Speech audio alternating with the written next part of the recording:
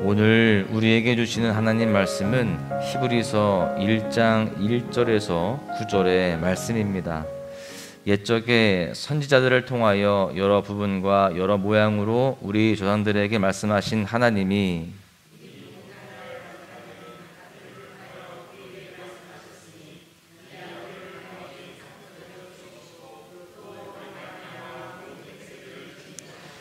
이는 하나님의 영광의 광채시요 그 본체의 형상이시라. 그의 능력의 말씀으로 만물을 붙드시며 죄를 정결하게 하는 일을 하시고 높은 곳에 계신 지극히 크신 이의 우편에 앉으셨느니라.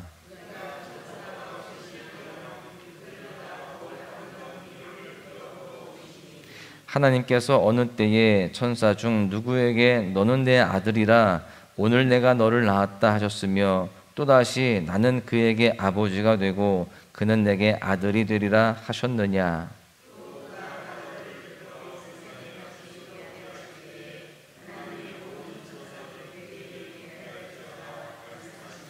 또 천사들에 관하여는 그는 그의 천사들을 바람으로 그의 사역자들을 불꽃으로 삼으시니라 하셨으되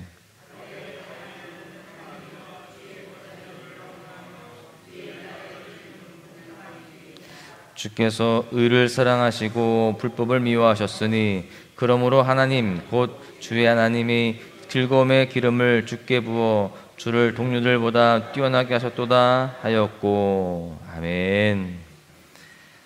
어제까지 보았던 사도행전은요, 사도 바울의 이야기를 중심으로 기록이 되어 있습니다. 그래서 바울 서신은 건너뛰고요, 오늘부터는 공동 서신이라고 할 수 있는 히브리서를 보고자 합니다. 이 히브리서는요, 누가 기록했는지 정확히 알 수 없습니다. 그런데 로마서와 함께 어려운 기독교 교리를 잘 설명해주는 보물창고와 같은 성경이라고 할 수 있습니다. 구약의 제사 이야기가 많이 나와서 신약의 레위기다라고 하는 별명을 가지고 있기도 합니다. 이 히브리서의 핵심 사상은요, 예수님의 십자가 사건을 재해석한 것입니다. 당시 유대인들 중에는요, 예수님의 십자가의 죽음을 정치적인 사건으로 이해하려는 사람들이 있었습니다. 예수님이 정치적 희생양으로 죽임을 당했다라고 이해를 하는 것이죠. 그러나 히브리서에서는요, 예수님의 죽음을 구약의 제사와 연관지어서 설명을 하고 있습니다. 구약의 동물 제사는요, 하나님께서 히브리인들에게 주신 속죄의 방법으로 주셨지만 완전하지는 않았습니다. 예수님이 오실 때까지 잠정적으로 주신 것이다 라고 할 수 있죠. 아론과 그의 후손이었던 제사장들도 불완전했고요, 또 제사장들이 주관하는 제사 자체도 불완전하였습니다. 그리고 계속 반복할 수밖에 없는 그러한 제사의 방법이었습니다. 그러나 예수님은요, 십자가에서 단번에 영원한 완전한 제사를 드렸다라고 하는 것입니다. 반복할 필요도 없는 것이죠. 예수님은 완전한 대제사장으로서 세상에 오셨고요, 동물이 아닌 자기 자신의 몸을 희생제물로 드렸습니다. 그리고 땅의 장막이 아닌 하늘의 장막에서 드렸다라고 하는 것입니다. 그래서 이제 예수님을 믿는 사람들은 더 이상 구약의 제사를 반복할 필요가 없어지게 되었습니다. 단번에 우리의 과거와 현재와 미래의 모든 죄를 예수님이 다 도말하셨다라고 하는 것이죠. 여러분, 그렇습니다. 이 히브리서에서는요, 예수님은 구약의 제사장과는 비교할 수 없는 완전한 대제사장이시며 그 주님의 희생제사를 통해 우리는 구원의 길로 나아갈 수 있게 되었음을 명확하게 설명하고 있습니다. 오늘부터 이 히브리서를 묵상할 때에 예수 그리스도의 십자가의 은혜가 2000년 전 그 과거의 사건이 아니라 오늘 우리에게도 감격이 되어지며 그 은혜로 승리할 수 있기를 주님의 이름으로 간절히 축원합니다. 최근 인공지능 기술이 급격히 발달하면서 여러 분야에서 AI가 사람보다 더 뛰어난 성과를 내면서 우리 일상생활에서 많은 변화와 또 영향을 주고 있습니다. AI가 질병을 진단하고 예측하기도 합니다. 복잡한 연산을 단숨에 처리하면서 인간이 접근할 수 없는 영역까지 이르게 합니다. 또 이렇게 인공지능이 발전함에 따라서 사람들은요, AI 기술이 점점 더 인간처럼 행동하고 또 사과할 수 있게 되지 않을까라는 그런 기대감과 또 걱정도 하게 되기도 하죠. 그러나 아무리 최첨단으로 기술이 발전하고 또 새로운 발견들이 쏟아져 나와도요, AI는 여전히 프로그래밍된 정보 내에서만 작동합니다. 그리고 창조주 하나님처럼 모든 것을 알고 모든 것 위에 존재할 수 없습니다. 아무리 뛰어나다 할지라도 하나님보다 뛰어날 수는 없다라는 것이죠. 히브리서의 저자는 예수님께서 모든 것 위에 계신 하나님의 아들이시며 피조물과는 비교할 수 없는 존재라고 선포하십니다. 세상의 많은 것들이 경이롭고 대단해 보일 수 있겠지만 그 어떤 것도 창조주 하나님과 같을 수는 없습니다. 우리가 아무리 기술의 힘을 빌려서 신비를 밝혀낸다 할지라도 그것은 하나님이 허락하신 창조 세계의 일부분일 뿐입니다. 예수님께서는요, 하나님 아버지의 영광의 광채이시자 본체의 형상이시며 만유의 상속자이자 모든 것을 창조하신 분으로서 세상의 어떤 것들보다도 비교할 수 없는 그러한 존귀한 분이십니다. 오늘 말씀을 통해서 세상 모든 것들 위에 계신 예수님에 대해서 묵상하면서 그분의 높으심과 우리를 향해 베푸신 사랑을 더욱 깊이 깨닫기를 간절히 소망합니다. 첫 번째로 깨달을 수 있는 것은요, 우리에게 말씀하시는 하나님을 발견하게 됩니다. 하나님은요, 침묵하시지 않고 우리에게 말씀하시는 하나님이라고 할 수 있습니다. 하나님께서는 창조 때부터 자신을 계속해서 계시하시죠. 사도 바울이 이것을 이렇게 설명합니다. 로마서 1장 20절에 보십시오. 창세로부터 그의 보이지 아니하는 것들 곧 그의 영원하신 능력과 신성이 그가 만드신 만물에 분명히 보여 알려졌나니 그러므로 그들이 핑계하지 못할지니라. 하나님은요, 늘 자신을 이렇게 계시하셨습니다. 선지자들을 통해서 하나님의 뜻을 전하셨고요, 예수님을 통해서 말씀하셨습니다. 그리고 지금도 여전히 기록된 말씀인 성경을 통해서 하나님이 어떤 분인지를 우리에게 계속해서 알려주고 계십니다. 만물을 통해서 하나님을 알려주시죠.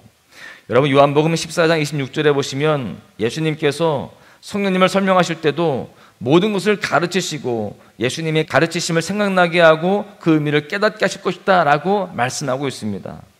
죄인된 우리는요, 스스로 하나님을 알 수 없습니다. 알 길이 없죠.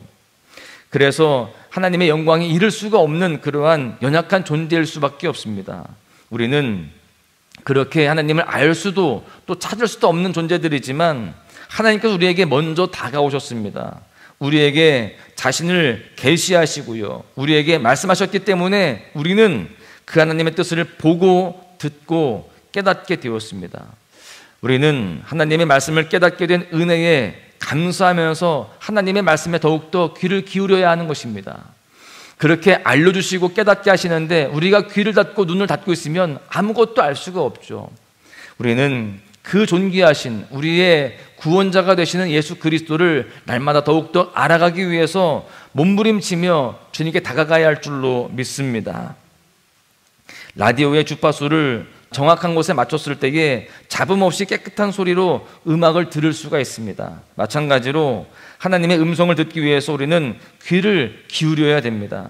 말씀과 기도 또한 거룩한 습관을 통해서 우리의 영적 안테나가 하나님께 맞춰져 있어야 된다라고 하는 겁니다. 날마다 말씀 앞에 머무는 것을 통해서 하나님의 뜻과 계획을 신뢰하며 나아가게 되어야 되는 것이죠. 여호수아 1장 8절에 보십시오. 이 율법책을 내 입에서 떠나지 말게 하며 주야로 그것을 묵상하여 그 안에 기록된 대로 다 지켜 행하라. 그리하면 내 길이 평탄하게 될 것이며 내가 형통하리라. 여러분, 이 말씀처럼 늘 말씀에 눈과 귀를 고정함으로 하나님의 인도함을 받는 우리 모두가 되어야 할 줄로 믿습니다. 이 11월 한 달 동안도요, 더욱더 말씀 가운데 나아가시기를 바랍니다. 소망의 묵상을 하면서 늘 우리의 주파수를 주님께 맞추고 있을 때에 우리는 주님의 인도하심을 받게 되어지고 주님의 뜻을 발견하는 가운데에 주님의 뜻 가운데 승리하게 되는 복된 삶이 될 줄로 믿습니다.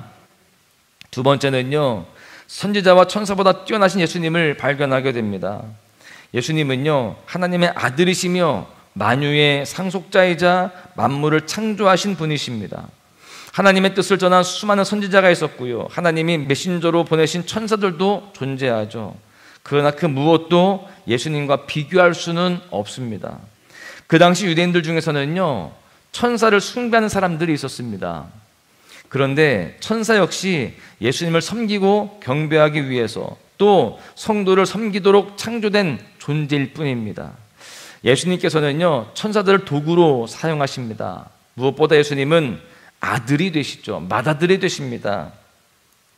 주인과 종의 관계가 아니고 창조주와 피조물의 관계도 아닙니다. 아버지와 아들의 관계이고요. 또 예수님은 하나님의 본체가 되십니다. 그래서 우리는 예수님의 높으심을 묵상하면 묵상할수록 예수님께서 인간의 몸을 입고 낮아지심이 얼마나 위대한 것인지, 얼마나 큰 사랑인지를 깨닫게 되는 것입니다. 하나님의 아들이시자 삼위일체 하나님이신 예수님이 우리를 위해서 인간의 몸으로 고난을 받으신 의미를 묵상할 때 그 놀라운 은혜에 우리는 감격할 수밖에 없는 것이죠. 그 높으신 분이 이렇게 낮아지셨다라는 것을 알게 될 때에, 또 그것도 나를 위해서 이렇게 낮아지셨다라는 것을 알게 될 때에 우리는 감격할 수밖에 없고 감사할 수밖에 없는 것이죠. 여러분, 예수님은요, 천사보다도 높으신 분이십니다. 그 무엇보다도 존귀하신 분이세요. 본문 3절에 보십시오. 이는 하나님의 영광의 광채시요 그 본체의 형상이시라. 그의 능력의 말씀으로 만물을 붙드시며 죄를 정결하게 하는 일을 하시고 높은 곳에 계신 지극히 크신 이의 우편에 앉으셨느니라. 여러분, 우리는 이렇게 높으신 예수님을 높여드리며 영광 올려드려야 할 줄로 믿습니다. 혹시 우리가 예수님보다 더 가치 있고 높게 여기는 것이 따라간다면 그것을 떨쳐내야 됩니다. 그것이 우상이 되기 때문이죠.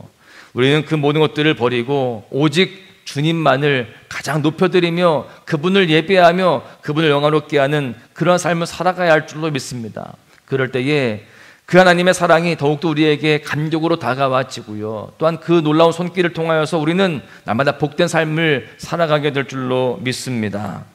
말씀을 정리하겠는데요, 우리는 날마다 변하는 세상 속에서 변하지 아니하시고 영원하신 예수님께 소망을 두고 살아가야 됩니다. 인공지능 또 기술의 발전, 우리의 지식이 아무리 커져도 하나님과 그분의 아들 예수님과는 비교할 수가 없습니다. 세상은 다양한 방식으로 우리에게 엄청난 것들을 제시하겠지만 오늘 말씀을 통해서 예수님이야말로 모든 것 위에 계시며 유일하게 우리를 구원하실 수 있는 하나님의 아들이심을 깨닫게 됩니다. 우리 모두는요, 예수님을 최고의 가치로 여기고 그분께 집중하는 삶을 살아가야 할 줄로 믿습니다. 혹시 마음 한편에 예수님보다 더 귀하게 여기는 것, 삶에서 더 가치를 더 크게 두고 있는 무엇인가가 있다라고 한다면 오늘 이 시간 그것들을 예수님의 발 앞에 다 내려놓을 수 있기를 바랍니다. 그리고 오직 예수로 살아가며 예수님만 높이는 삶을 살아가시기를 바랍니다.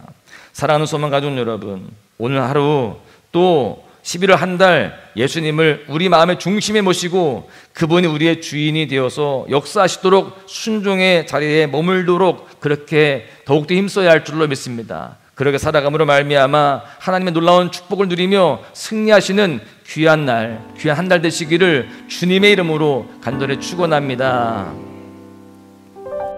주의 보좌로 나아갑니다. 주의 얼굴을 바라봅니다. 두 손을 들고 겸비함으로 하나 되어 주께 나아갑니다. 주의 은혜에